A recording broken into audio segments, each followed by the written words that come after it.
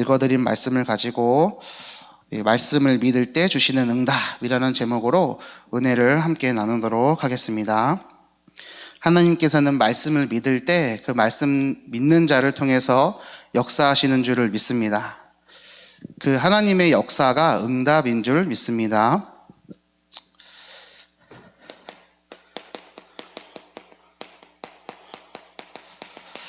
하나님의 자녀인 우리에게 말씀,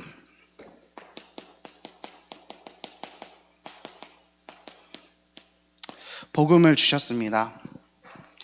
말씀과 복음 안에 있는데도 우리들에게는 계속해서 문제가 끊이지를 않습니다. 왜 문제가 끝나지 않는지 이유를 아십니까?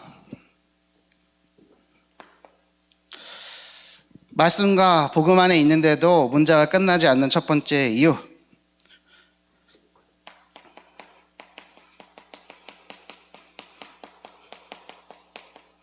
문제가 끝났다는 것을 믿지 않습니다. 예수는 그리스도 모든 문제 해결자 말뿐이고 사실은 믿지 않습니다. 어느 정도로 믿지 않느냐? 내가 믿지 않는구나 인지를 못합니다. 그래서 내가 불신앙 상태에 있다, 믿지 않는 상태에 있다, 이것을 인정하지 않죠. 문제가 끝나지 않는 두 번째 이유 무엇이냐?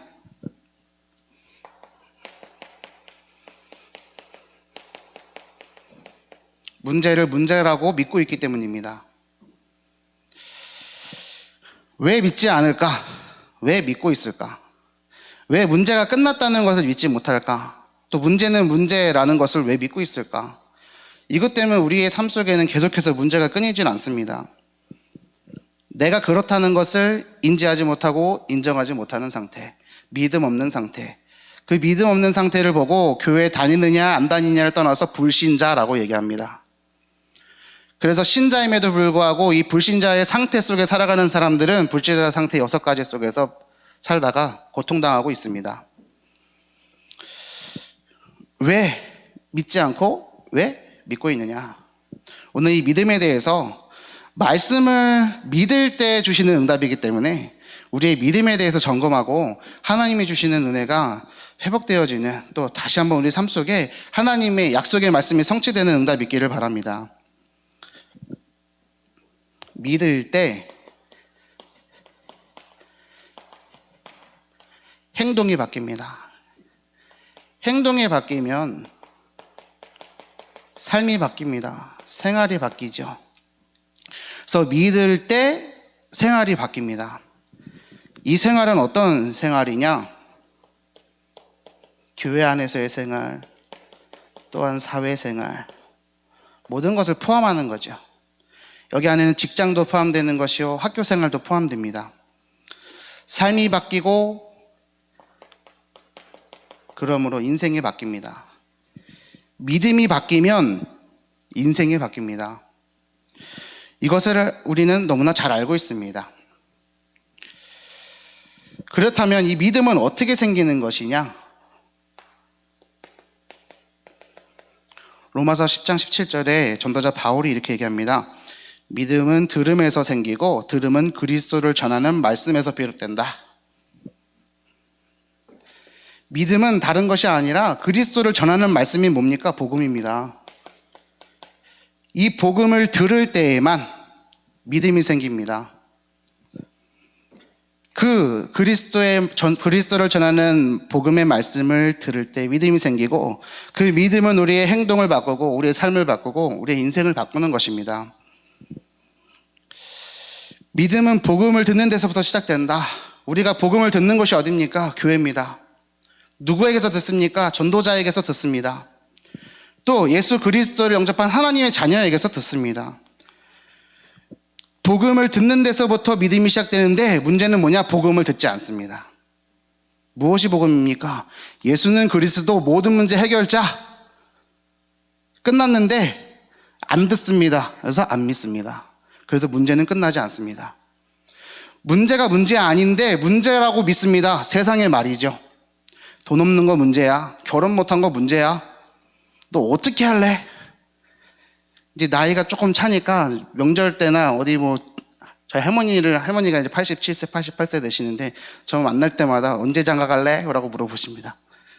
문제 아닌데 문제라고 사람들이 여깁니다.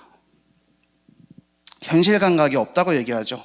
문제 아닌데요. 그거 문제 아닙니다. 라고 얘기할 때 현실 감각이 없네. 세상을 덜 살았네. 예, 그거 모두 불신앙의 말이죠. 하나님이 나를 향해서 어떻게 생각하시고 하나님이 나를 향한 계획이 무엇인지를 찾는 것이 중요한데 자꾸만 옆에 있는 사람들을 비교하고 상황을 비교하고 현실을 비교합니다. 복음을 들으면서도 듣지를 않습니다. 다 끝났는데도 여전히 끝이 안 납니다. 뭐가 안 끝납니까? 물질이, 인간관계가, 성공에 대한 것이, 또 자녀 문제 등이 끝났는데 끝나지 않고 있습니다. 우리 언약궤 성도님들의 삶은 어떻습니까? 우리 여러분들의 인생은 어떻습니까? 그리스도 안에서 다 끝난 인생인 줄을 믿습니다. 그것이 안 되는 것만큼 안 믿고 있는 것입니다. 믿음의 문제인 거지 하나님의 문제가 아닙니다. 복음은 이미 모든 거 끝냈습니다. 그 복음을 하나님이 우리에게 선물로 주신 겁니다. 그러면 나에게 믿음이 없는데 어떻게 해야 됩니까? 예, 아브라함이 아브라함일 때 그렇게 믿음이 없었습니다. 또한 출애굽한 이스라엘 백성들이 광야에서 생활할 때 똑같이 믿음이 없었습니다. 하지만 아브라함 또한 이스라엘 백성들 또한 실패하지 않았고 하나님께서 인도하시고 은혜 주셔서 오늘날 우리가 그것을 본보기로 삼아서 믿음을 붙잡을 수 있는 줄을 믿습니다. 문제라고 합니다. 인간관계, 물질에 대한 거, 자녀 성공에 대한 거, 그 모든 것들을 다른 말로 뭐라고 얘기합니까? 창세기 3장 문제, 6장 문제, 11장 문제라고 하지 않습니까? 자꾸 끝났는데 안 끝났다고 생각하는 이유가 뭐냐? 우리 눈에 보여지는 저것들이 너무나 커 보이는 겁니다. 너무 좋아 보이는 겁니다. 저 문제가 나를 문제 삼아서 무너뜨릴 수 있다라고 믿고 있는 것입니다. 하나님은 그것이 아무것도 아니다. 이거 내가 다 해결했다 라고 얘기하심에도 불구하고 그 복음의 말씀을 듣지 않고 들었음에도 내 눈앞에 보여지는 것들을 보는 것입니다. 눈에 보이지 않는 영적인 세계, 하나님의 나라와 사단의 나라, 우리가 어느 곳에 살고 있습니까?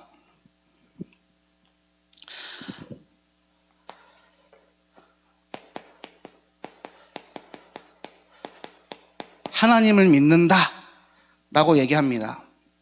하나님을 믿는다 라고 우리 많이 얘기합니다. 하나님을 믿는다는 것은 무엇입니까? 하나님의 말씀을 믿는 것입니다. 맞습니까?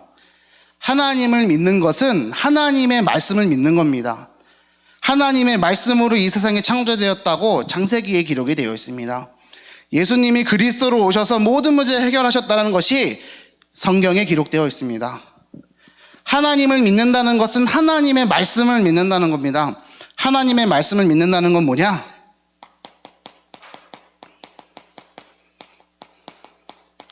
하나님의 말씀의 통치를 받는다는 겁니다. 내 생각대로 흐름 따라 대세를 따라 그것이 아니라 분위기 따라 그것이 아니라 하나님의 말씀의 통치를 받는 겁니다. 하나님의 말씀의 통치를 받는다는 것은 무엇입니까? 하나님께 내 주권을 드리는 것입니다. 내 인생 내 것 아니고 내 가정 내 거 아니고 내 자녀 내 거 아니고 내 아내가 내 남편이 내 거 아니라 하나님 것이다. 나의 직분이 나의 업이 나의 사역이 내 것 아니라 하나님의 것이다.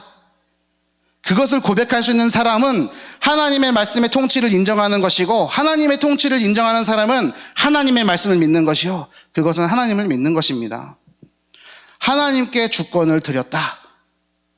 우리가 오늘 하루를 살아오면서 나의 인생의 주권이 나의 삶의 주권이 나의 생명의 주권이 하나님께 있다는 것을 얼마나 고백하고 있었습니까? 하나님 오늘 나에게 일용할 양식을 주셔서 감사합니다. 왜요? 하나님이 나를 먹이시고 나를 입히신다는 믿음 때문에 고백하는 것입니다.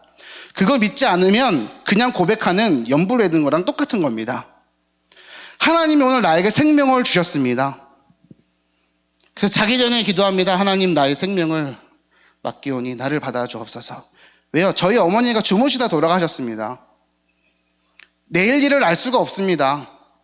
아침에 눈을 떴을 때 하나님 나에게 오늘 새 생명을 주셔서 감사합니다 라고 얘기하지 않습니다. 왜요? 하나님의 생명이 나에게 주권으로, 나에게 선물로서, 하나님의 주인으로서 나에게 주셨다는 것을 너무나 많이 누리다 보니까 이제는 익숙해져서 타성에 젖어서 인지하지 못하고 인정하지 못하고, 하나님을 믿는다, 하나님의 주권을 인정하는 겁니다. 내 거 아닙니다. 하나님의 것입니다.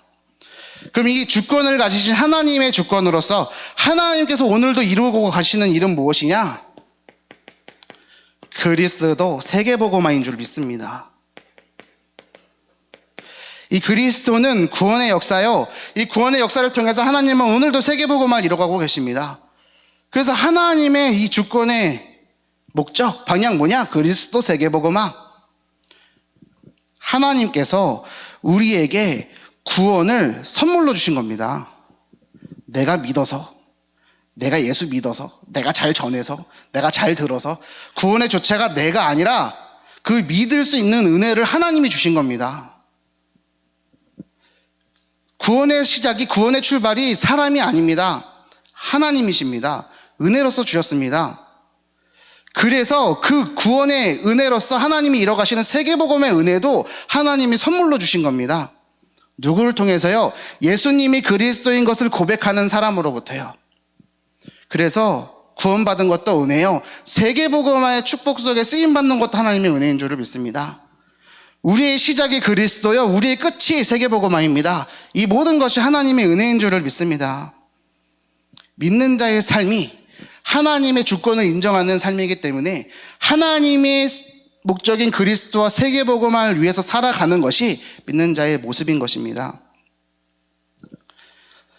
믿을 때에 삶이 바뀐다고 했습니다. 교회 안에서의 삶이, 가정에서의 삶이, 내 직장에서의 삶이, 내 모든 현장에서의 삶이 어떻게 바뀌느냐? 단순히 착하게 산다는 수준이 아닙니다. 착하게 살든 못되게 살든 그건 사람의 기준이고요, 그 삶을 통해서 하나님의 영광이 드러나느냐 드러나지 않느냐로 바뀌는 것입니다. 불신자들은 아무리 돈 많이 벌고 아무리 선행을 많이 해도 그건 자기 영광을 위한 것입니다. 하나님의 자녀는 열심히 일하고 열심히 돈 벌고 착하게 선행을 베풀어 사는 이유가 뭡니까? 그것을 통해 하나님의 영광을 돌려드리고 하나님이 살아계심을 보여주는 것입니다. 그것을 모르기 때문에 사람들이 율법으로 구원받는다라고 얘기합니다. 선행으로 구원받는다라고 얘기합니다. 아닙니다. 율법으로 구원받는 것이 아니라 무엇입니까? 하나님의 자녀로서 예수 그리스도를 믿어서 영접한 하나님의 주권을 인정한 하나님의 사람은 그 삶을 통해서 하나님의 사랑이 드러나게 되어 있습니다. 그 모습이 불신자들이 볼 때 선행으로 보여지는 것이죠. 알맹이 빼버리고 이 모습, 육신적인 것 이것만 보니까 선행하지 말아라, 아닙니다. 하나님의 자녀이기 때문에 어떻게 해야 됩니까? 율법을 안 지켜도 돼, 이게 아닙니다. 방종과 방임이 아닙니다. 율법을 안 지켜도 될 만큼 은혜와 사랑 안에 거하는 것 아닙니까? 왜요? 그리스도께서는, 복음은 율법을 폐한 것이 아니라 율법을 완성시키신 분이기 때문입니다. 오늘 우리들이 이 그리스도 세계복음화의 언약을 굳게 붙잡는다는 것은 무엇이냐? 하나님의 말씀을 믿는다는 것입니다. 그리고 그것을 믿을 때 우리의 행동은 바뀝니다. 우리의 삶은 바뀝니다. 우리의 인생이 바뀝니다. 어떤 인생으로요? 나 혼자 벌어먹고 살기도 힘들었던 인생에서 이제 모든 사람을 살리는 전도자의 인생으로 바뀌어가는 것입니다. 이런 사람은 남 속이고 남 등쳐맞지 않습니다. 남 실패하게 만들지 않습니다. 악한 짓을 하지도 않고 악한 짓을 할 생각 또한 하지 않습니다. 품지 않습니다. 율법을 지키지 않아도 될 만큼 은혜와 사랑 안에 거하는 상태가 되는 겁니다. 단순히 착하게 살아라, 이 말이 아닌 것입니다.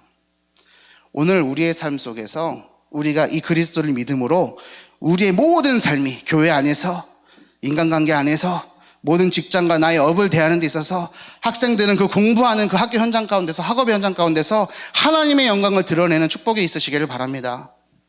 그것이 내 인생 내 것 아니구나, 내 것 아니구나, 내 것 하나도 없구나, 하나님께서 주신 것이구나 라고 인정하는 하나님을 믿는 사람의 삶의 모습인 줄을 믿습니다. 오늘 이 은혜 안에서 믿음을 회복할 때, 이 말씀을 믿을 때 주시는 응답이 있습니다. 그 응답 첫 번째 무엇이냐? 순종입니다. 믿을 때 주시는 응답 첫 번째 뭐냐? 순종입니다. 순종이 응답입니다. 믿을 때 순종할 수 있는데 그것이 응답입니다. 그럼 순종이 뭡니까? 이거는 계속해서 조금 더 살펴보도록 하겠습니다. 하나님께서 사람을 지으실 때 하나님과 함께 있을 때 행복한 존재로 살 수 있는 존재로 창조하셨습니다. 하나님의 형상을 가진, 하나님의 생기를 가진 생명으로 지으셔서 생육하고 번성하고 충만하고 다스리는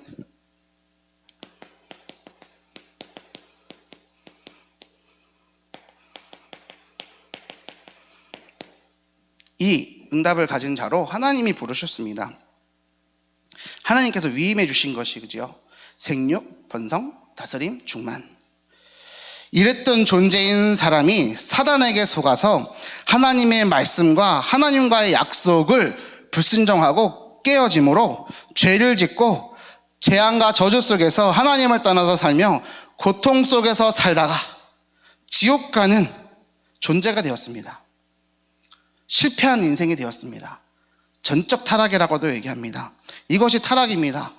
사람이 타락되어졌기 때문에 모든 만물 또한 타락되었습니다. 이런 우리를 재창조하기 위해서 이 땅에 예수 그리스도를 보내시고 십자가에서 죽으시고 부활하심으로 이분을 믿고 영접하는 자마다 하나님의 자녀가 되도록 은혜를 주셨습니다. 우리가 너무나 잘 알지 않습니까? 그래서 그 예수 그리스도를 믿는 것을 은혜라고 얘기합니다.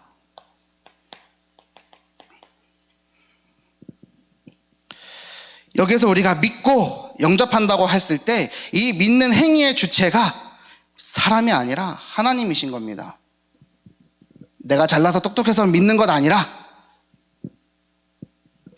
꼭 영접 기도를 해야지만이 구원을 받는다라고 한다면 벙어리는 어떻게 합니까?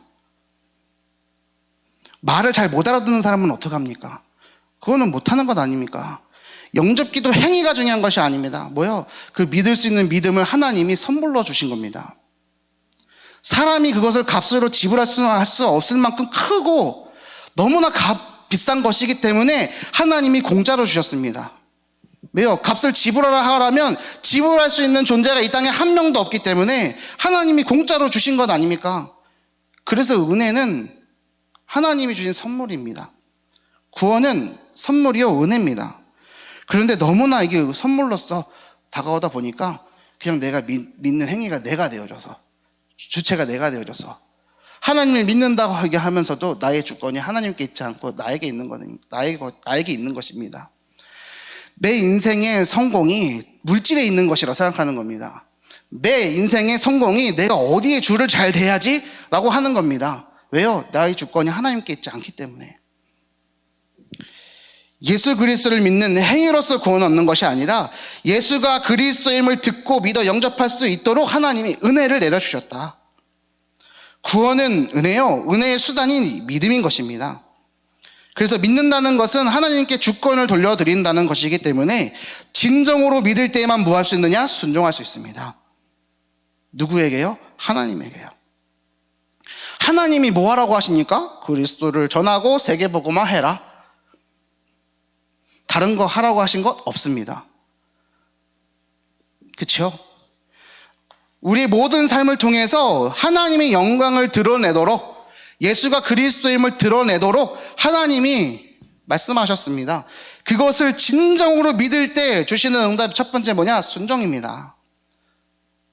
우리의 순종의 자세 이전에 순종의 출발에 대해서 생각을 해봐야 되겠습니다.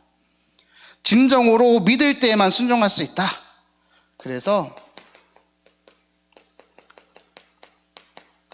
믿음은 씨앗이고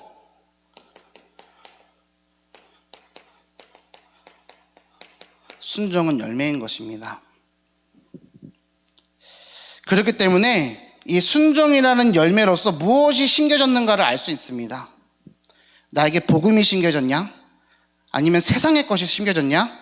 그것은 어떻게 순종하느냐에 따라서 보여지는 겁니다. 오늘 이 자리에 함께 모여서 예배드리는 우리 언약궤 모든 성도님들은 복음의 언약을 심으신 하나님의 자녀인 줄을 믿습니다. 그래서 하나님을 위해서, 복음을 위해서, 교회를 위해서 순종할 수 있습니다. 어떤 순종이요? 하나님이 원하시는 것을 하는 순종입니다. 주인의 뜻에 따라 물건을 맡은 자를 보고 청직이라고 얘기합니다. 우리 하나님의 자녀는 청지기적 사명을 가지고 물질을 대함에 있어서도, 내 직분을 대함에 있어서도, 자녀를 양육하는 부모라고 할지라도 자녀를 대함에 있어서 청지기적 사명을 갖는 겁니다. 내 것 아니라 하나님 것을 맡아서. 그럼 청지기는 뭐 해야 됩니까? 5달란트, 2달란트, 1달란트 받은 종의 예화를 우리는 알지 않습니까? 많이 받은 만큼 많이 남기는 겁니다. 그냥 보존한다, 1달란트 그대로 가져갈 때 하나님은 얘기하시는 겁니다. 악하고 게으른 종아, 나에게서 떠나가라 라고 하는 겁니다. 있는 것도 빼앗겨서 5달란트 남긴 사람에게 가져가는 겁니다. 난 이거 못하는데요, 저거 못하는데요, 그게 아닙니다. 하나님께서 맡겨주신 것을 잘 해내지 못하는 것이 문제인 겁니다. 나는 월급도 적고요, 난 조국대학도 못 갔고 점수도 못 받았는데요, 그것이 중요한 것이 아니라, 잘하고 못하고 그것이 중요한 것이 아니라, 좋은 데 있고 없고가 중요한 것이 아니라, 하나님께서 주신 그것을 하나님께 영광 돌리는 일에 쓰임 받느냐 못 받느냐, 그것이 중요한 것입니다. 우리의 순종의 열매는 어떻습니까? 우리는 무엇을 심고 있습니까? 오늘 우리 언약궤 모든 성도님들께서는 믿음의 씨앗을 뿌리시기를 바랍니다. 그래서 하나님께서 기쁘게 거두시는 순종의 열매를 받아 누리시길 바랍니다. 안 믿으면 순종 안 합니다. 순종하는 척 할 수는 있습니다. 하지만 안 믿고 있기 때문에 어떻게 됩니까? 실패합니다. 누가 그랬냐?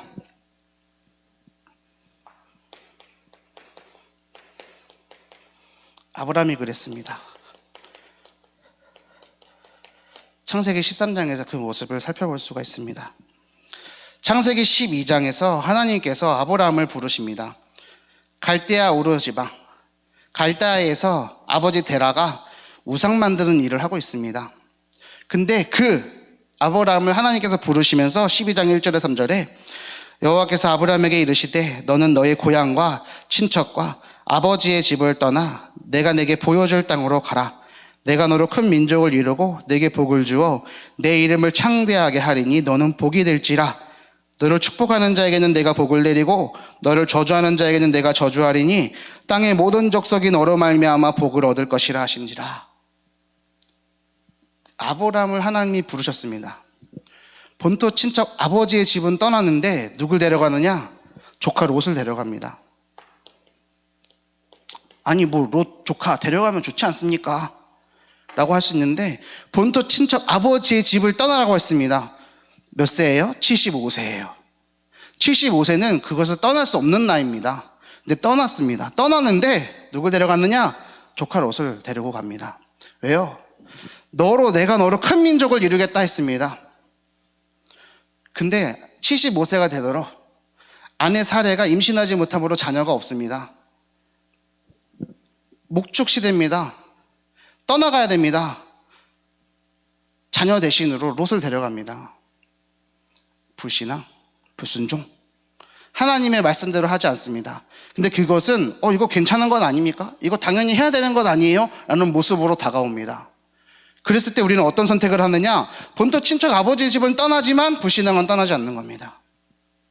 안 믿는 겁니다. 아브라함이 그랬습니다. 근데 아브라함의 별명이 뭡니까? 믿음의 조상입니다. 그 시작이 이랬습니다. 믿지 않는 겁니다. 그래서 하란에서 모은 모든 소유와 일꾼들을 이끌고 가나안 땅으로 갑니다. 가나안 땅에 마침내 도착한 아브라함에게 하란이라는 동네에서 가나안까지의 거리가 한 480km 정도 된답니다. 자료를 찾아보니까 조선시대에 부산에서 서울까지 한 420, 30km 정도 되니까 한 2, 3개월이 걸렸다고 합니다.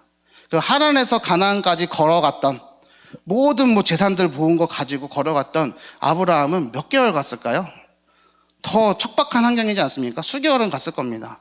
한 번도 나타나시지도 않았던 하나님이 가나안 땅에 이르니까 그때에 비로소 7절에 뭐라고 얘기하십니까? 내가 이 땅을 네 자손에게 주리라 하신지라. 그곳에 제단을 쌓았는데 그 제단을 쌓고 나서 어떻게 합니까? 기근을 따라서 남방으로 점점점 내려갑니다. 아니, 하나님께서 가라고 해서 떠났습니다. 갔습니다. 고생을 해서 왔습니다. 불순종인 줄도 모르고 롯을 데리고 왔습니다. 그런데 눈에 보여지는 것을 가지고 선택하는 겁니다. 왜요? 하나님이 약속하신 가나안 땅에 이르렀음에도 불구하고 기근입니다. 어떤 기근입니까? 비가 내리지 않는 겁니다. 가나안은 산지입니다. 예루살렘 그 지형은 산지입니다. 비가 내리지 않으면 견딜 수 없습니다. 애굽은 저 지중해로부터 흘러내려오는 나일강까지 삼각주로 발달된 곡창지대입니다. 그러니까 비가 안 내려도 상관없습니다. 그러니까 보는 것 아닙니까? 저 애굽 지방이 더 좋아 보이는 건 아닙니까? 하나님의 약속의 말씀과는 상관없이 눈에 보여지는 것을 찾는 선택을 하는 겁니다. 애굽으로 내려갑니다. 그러고 나서 어떻게 됩니까? 이제 자기의 아내 사례를 누이라고 속입니다. 왜요? 내가 죽을까봐. 바로 왕이 내 아내 예뻐서 뺏어가고 날 죽일까봐 그런 일이 많았던 시대니까요. 아내를 누이라고 속입니다. 하나님께서 내게 너로 큰 민족을 이루겠다고 하셨습니다. 네 자손에게 응답 주겠다고 하셨습니다. 또한 아브라함은 셋의 후손입니다. 아담의 후손입니다. 셋의 후손입니다. 노아의 후손입니다. 하나님의 언약의 후손입니다. 그래서 예수 그리스도를 그 언약의 여자의 후손을 낼 그 씨입니다. 근데 그것을 어떻게 합니까? 아내 사례를 팔아버립니다. 누구에게요? 애굽왕 바로왕에게요. 나 살아보려고. 오늘날 이 실패하는, 눈에 보이는 것들을 계속해서 선택해가는 이 아브라함의 모습이 오늘날 실패하고 있는 기독교인의 모습은 아니겠습니까? 오늘 우리의 삶은 어떻습니까? 믿음이라는 지금 키워드를 가지고 우리가 말씀을 살펴보고 있습니다. 근데 우리가 믿지 않는 것, 불신앙에 대한 것을 선택하게 만드는 조건들은 너무나 맞는 것 같고 타당한 것 같고 그것을 안 하면 안 될 것만 같습니다. 당연히 기근이 들었으니까 내려가야죠. 살아야 되니까요. 내가 죽을 것 같은데 아내를 팔아야 되는 건 아닙니까? 근데 하나님께서는 어떻게 하시느냐? 은혜를 주십니다. 아내 사례를 바로왕에게 판 그날 밤에 하나님이 바로왕과 그 바로의 집에 어떻게 합니까? 재앙을 내리십니다. 그 다음날 바로왕이 와서 왜 속였냐? 라고 하면 오히려 많은 집창금을 주셔서 쫓아내버립니다. 애굽에서. 그 불신앙의 땅 애굽에서 쫓아내버립니다. 그래서 바로 돌아 올라오지 않습니까? 아브라함이 비록 실수는 했지만 그 잘못을 벌하지 않으시고 하나님께서 오히려 그 바로 왕을 벌하셨고 그것이 전화위복이 되는 응답을 주시지 않았습니까? 이것이 하나님의 자녀의 모습인 줄을 믿습니다. 실패했지만 실수했지만 하나님은 벌하지 않으십니다. 응답 주십니다. 그리고 뭘 향하게 하시느냐? 다시 한번 이 믿음의 씨앗을 심게 만드시는 겁니다. 어디에서요? 나의 삶 속에서요. 나의 가정에서요. 나의 현장에서요. 하나님께서는 이 응답을 오늘도 우리에게 주시는 줄을 믿습니다. 하나님의 자녀가 믿을 때 순종하게 되는데 혹 순종하는 척 실수한다 할지라도 그것을 하나님께서는 지키시고 인도하시고 보호하신다. 이 믿음을 가지시는 여러분들 되시길 바랍니다. 왜요? 하나님은 그리스도 세계복음화를 위해서 일을 하고 계시고 그 일을 하나님의 자녀를 통해서 하고 계시기 때문에 하나님의 자녀에게 은혜를 주시는 것입니다. 그러면 우리는 뭘 가져야 되느냐? 믿음이요. 그리고 뭐요? 참된 순종이요. 아브라함이 순종한 것 같았지만 순종하지 않았습니다. 왜요? 불신앙 때문에요. 불신앙이 어떤 불신앙입니까? 내가 죽을 것 같고 내가 굶을 것 같고 내가 안 될 것 같고 뭡니까? 창세기 3장, 6장, 11장이요. 그럼에도 불구하고 하나님은 은혜 주십니다. 이 은혜 속에 거하는 우리 언약궤 성도님들 되시기를 바랍니다. 두 번째로 하나님이 믿을 때 주시는 응답 무엇이냐? 문제입니다. 문제 잘못 쓴 것 아닙니까? 아니요, 맞습니다. 하나님이 주시는 첫 번째 응답은 순종이고요. 두 번째는 문제입니다. 하나님의 약속을 말씀을 믿고 순종하는 자에게 하나님이 문제 주십니다. 문제 당하기 싫으면 순종 안 하면 됩니까? 라고 질문할 수 있습니다. 하지만 다 다시 한번 살펴보도록 하겠습니다. 또다시 창세기 13장입니다.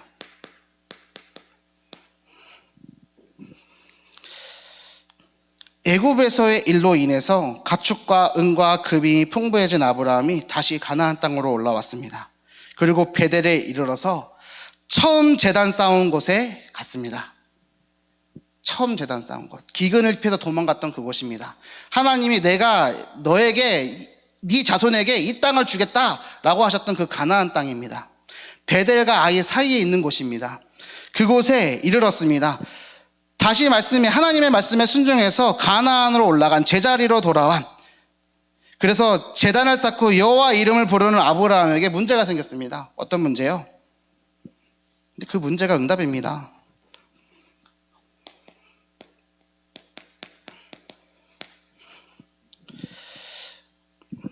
5절에서 7절입니다.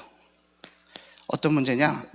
아브라함의 가축의 목자와 롯의 가축의 목자가 서로 싸웁니다. 왜요? 너무 가진 것이 많아져서 다투는 겁니다. 근데 그곳에는 가나안 원주민들 또한 살고 있습니다. 그래서 아브라함은 어떻게 합니까? 그 문제 속에서 내 유익을 원하는 선택이 아니라 하나님께 영광 돌리는 선택을 합니다. 내 것을 포기하는 선택이죠. 그 내용이 창세기 13장 8절에서 9절에 나옵니다. 한번 보도록 하겠습니다. 4절부터 읽겠습니다. 그가 처음으로 제단을 쌓은 곳이라. 그가 거기서 여호와 이름을 불렀더라. 아브라함 일행 롯도 양과 소와 장막이 있으므로 그 땅이 그들이 동거하기에 넉넉하지 못하였으니 이는 그들의 소유가 많아서 동거할 수 없었음이니라. 그러므로 아브라함의 가축의 목자와 롯의 가축의 목자가 서로 다투고 또 가나안 사람과 브리스 사람도 그 땅에 거주하였는지라. 아브라함이 롯에게 이르되 우리는 한 친족이라 나나 너나 내 목자나 서로 다투게 하지 말자. 내 앞에 온 땅이 있지 아니하냐. 나를 떠나가라. 내가 좌하면 나는 우하고 내가 우하면 나는 좌하리라. 그랬을 때 이제는 불신앙으로 데려왔던 조카 롯을 떠나보내는 선택을 했을 때 그 선택을 하게 된 배경 또한 뭡니까? 문제입니다. 그래서 문제가 응답이고 축복인 겁니다. 그랬을 때 하나님께서는 어떤 응답을 주시느냐? 먼저 불신자인 하나님의 약속과 상관없이 사는 롯의 선택을 보겠습니다. 10절입니다. 이에 롯이 눈을 들어 요단 지역을 바라본즉 소알까지 온 땅에 물이 넉넉하니 여호와께서 소돔과 고모라를 멸하시기 전이었으므로 여호와의 동산 같고 애굽 땅과 같았더라. 그러므로 롯이 요단 온 지역을 택하고 동으로 옮기니 그들이 서로 떠난지라. 13절에 이렇게 나옵니다. 소돔 사람은 여호와 앞에 악하며 큰 죄인이었더라. 롯은 자꾸만 소돔으로 그 장막을 옮겨갑니다. 눈에 보일 때 좋아 보이는 애굽 땅과 같이 기름진 내 재산을 불릴 것만 같은 선택을 하는 겁니다. 언약 밖에 있는 사람은 그런 선택합니다. 아브라함이 손해봤습니까? 롯이 요단을 선택했습니다. 하지만 아브라함은 어디 있습니까? 가나안에 남아 있습니다.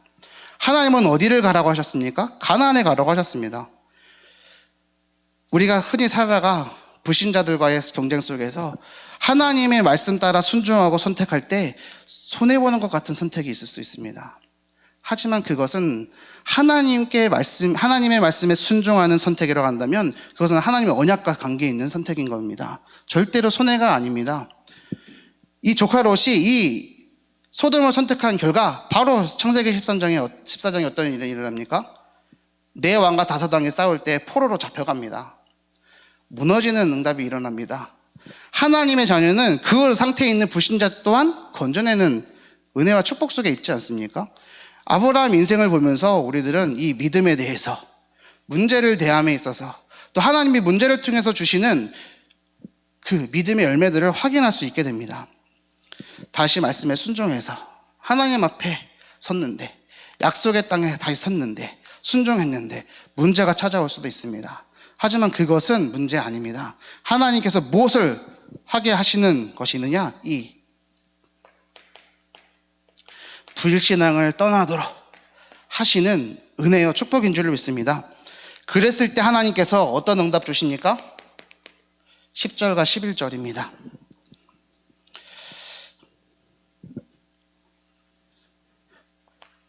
죄송합니다. 14절부터 15절입니다. 롯이 아브라함을 떠난 후에 여호와께서 아브라함에게 이르시되 너는 눈을 들어 너 있는 곳에서 북쪽과 남쪽 그리고 동쪽과 서쪽을 바라보라. 보이는 땅을 내가 너와 내 자손에게 주리니 영원히 이르리라. 롯이 아브라함을 떠난 후에 하나님께서 주시는 응답입니다. 내가 하나님 말씀에 순종하겠다고 했지만 불신앙했던 그 모든 것들, 나도 모르게 모르고 갖고 있었던 불신앙을 하나님은 어떻게 하십니까? 인생의 여정을 통해서, 때로는 실수를 통해서, 때로는 문제를 통해서 발견하게 하시고 그것을 떠나보도록 하십니다. 언약의 선택을 할 때요, 하나님의 말씀을 믿고 그 믿음의 선택을 할 때요, 그랬을 때 하나님께서 주시는 응답은 뭐냐? 이 14절부터 18절까지 주시는 언약이, 축복이 새롭게 주시는 응답이 아닙니다.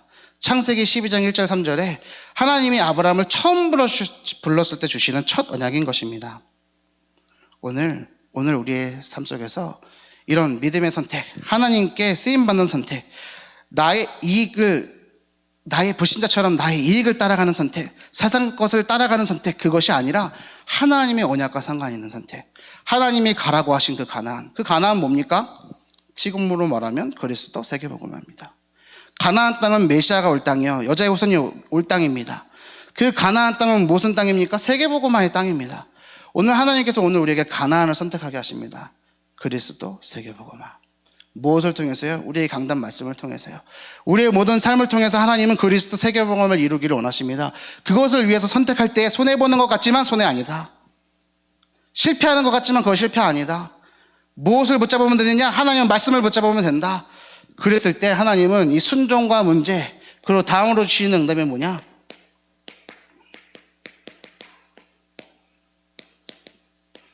첫 언약 회복인 것입니다. 다시 똑같이 주시는 말씀의 회복입니다. 축복은 축복인데 처음 주셨던 그것을 다시 확인시켜 주시는 응답인 것입니다.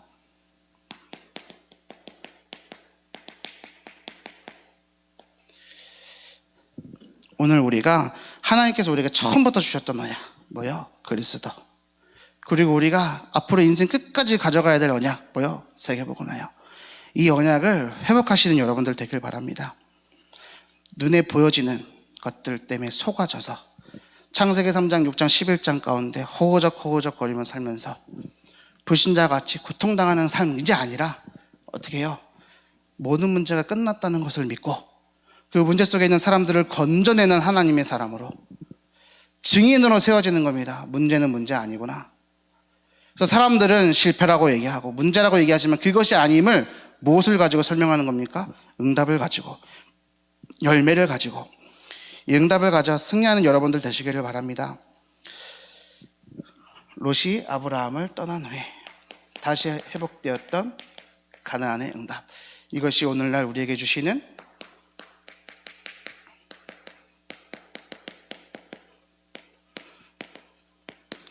세계복음화의 언약입니다.